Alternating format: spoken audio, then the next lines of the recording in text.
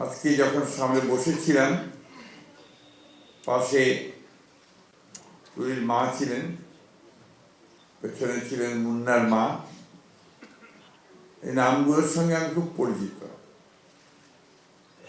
আমি প্রথম যখন উত্তরায় ছিলাম তখন মুন্নার বাবা, তিনি দক্ষিণখানে থাকতেন।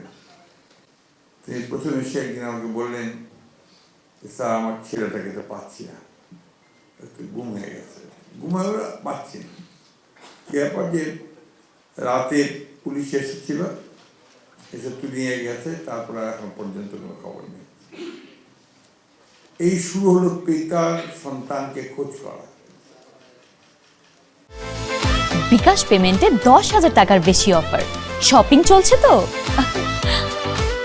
মাসের পর মাস, বছর ধরে খোঁজ করেছে, এমন একটা জায়গায় নিয়ে যাওয়া দিয়েছে, এমনকি ভারতে গেছে, সিমলাতে গেছে,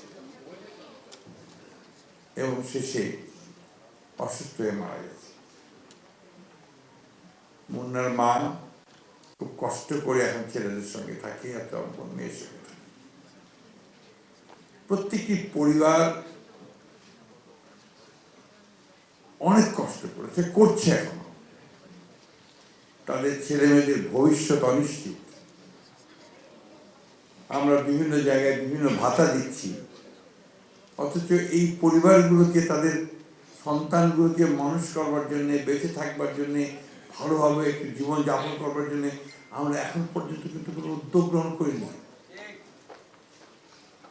আমি আজকে আপনাদের সামনে বলছি যে আমি ফিরে গিয়েই আমি মাননীয় প্রধানমন্ত্রীর কাছে একটা চিঠি লিখব যে আমাদের এই পরিবারগুলোকে সরকারের তরফ থেকে ভাতা দেওয়াটা অত্যন্ত জরুরি, তাদের ভবিষ্যৎ, এটা তাদের প্রাপ্য।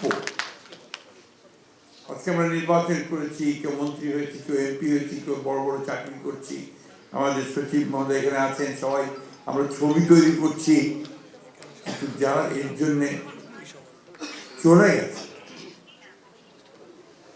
তারা কিন্তু সন্তানরা অনিশ্চিত ভবিষ্যতের মধ্যে পড়ে আছে। অন্তত এইটুকু বোধহয় আমরা করতে পারি যে তাদের ভবিষ্যৎটাকে সুন্দর করার চেষ্টা করতে পারি, তাহলেই আমাদের সরকারের আশাটা সার্থক হবে, তা না হলে হবে না বলে মনে করি।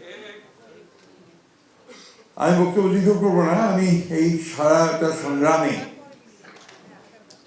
যে হিরো সঞ্জিদা তুলি, যে আমাকে অনুপ্রেরণা জুগিয়েছে, তাকে আমি সবসময় স্মরণ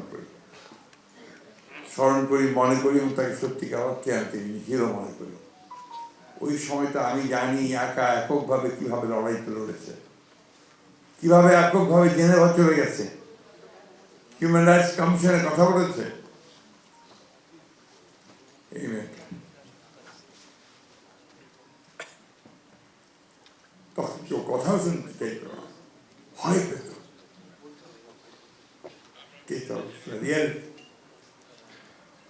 যাই হোক, আমি ভারাক্রান্ত করতে চাই না।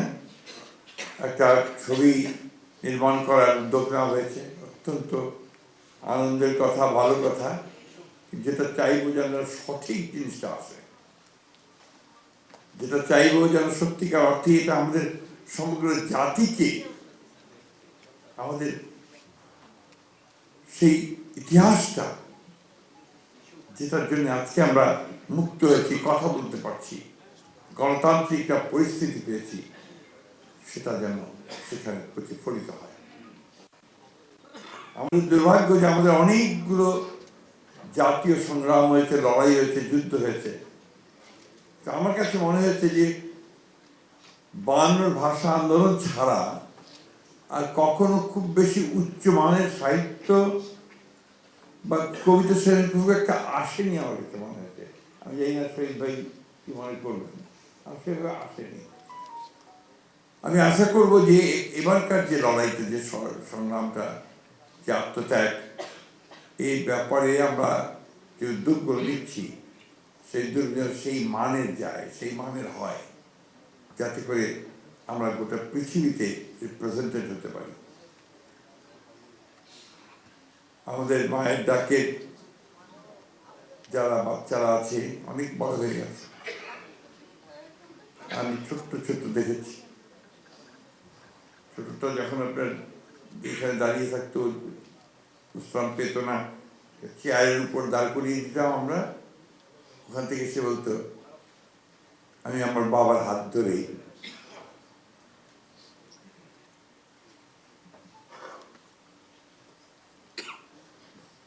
স্কুলে যেতাম। আমি খুব দুঃখিত, আমি এমনিতেই একটু আমার একটু ইমোশনাল, কিন্তু এই বিষয়ে আমি বুঝতে পারি না। আমাদেরকে যেন কখনো এই ধরনের বাচ্চাদের কথা শুনতে না হয়, ভবিষ্যতে আমরা যেন কখনো এই ধরনের কোনো পরিস্থিতি না পড়ি যেখানে আমার এই শিশুরা বলবে যে আমার বাবাকে হাত ধরে আমি স্কুলে যেতে। কি ভয়াবহ! সবচেয়ে খারাপ লাগে কোথায় জানেন? যে আজকে সেই ফ্যাসিস্ট মহিলার বিদেশে বসে এতটুকু অনুশোচনা নেই, সমানে বাংলাদেশকে আবার স্থিতিশীল করার চেষ্টা করছে।